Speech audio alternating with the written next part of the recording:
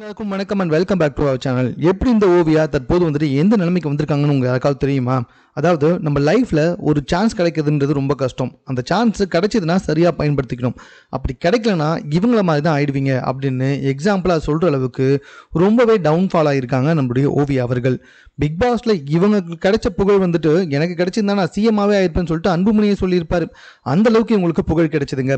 அந்த புகழை இவங்க சரியாக பயன்படுத்தியிருந்தாங்கன்னா இவங்க கண்டிப்பாக நயன்தாரா அளவுக்கு பெரிய ஸ்டாராக வந்திருக்கலாம், சரியான கதைகளை தேர்ந்தெடுப்பதன் மூலமாக. ஆனால் அதை விட்டுட்டு 90mல்னு சொல்லிட்டு ஒரு குப்பை படம், கேவலமான படம், அதில் நடித்ததுக்கு அப்புறமா இவங்களை யாருமே கண்டுக்கவே இல்லை.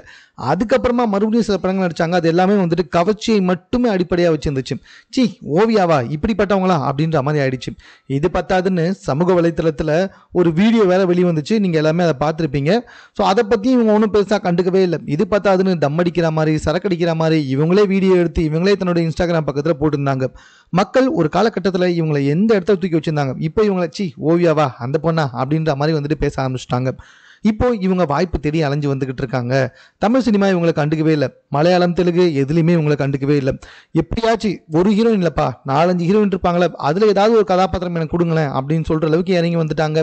இது பத்தாதுன்னு இதுக்கு முன்னாடி இருந்ததை விட நான் உச்சக்கட்ட கிளாமரில் நடிக்க தயாராக இருக்கேன், எவ்வளோ கவர்ச்சி வேணாலும் காட்ட தயாராக இருக்கேன் அப்படின்னு சொன்னாலும் இப்போதைக்கு இவங்களுக்கு எந்த ஒரு பட வாய்ப்பும் கிடைக்கிற மாதிரி கிடையாது. இருந்தாலும் சமூக வலைத்தளத்தில் அப்பப்போ ரொம்ப கவர்ச்சியான ஃபோட்டோ ஷூட்ஸ் எடுத்து வெளியிட்டு வந்துகிட்டு இருக்காங்க. அந்த வகையில் தற்போது எடுத்துகிட்டு இருக்க ஒரு ஃபோட்டோ ஷூட் ரொம்ப வைரலாக வெளியே வந்துட்டு இருக்கு. ஸோ நீங்களே பாருங்கள், ஓவியாவுடைய இந்த நிலைமைக்கு யார் காரணம் அப்படின்ற உங்களுடைய கருத்தை நீங்கள் கமெண்ட்டில் தெரியப்படுத்துங்க.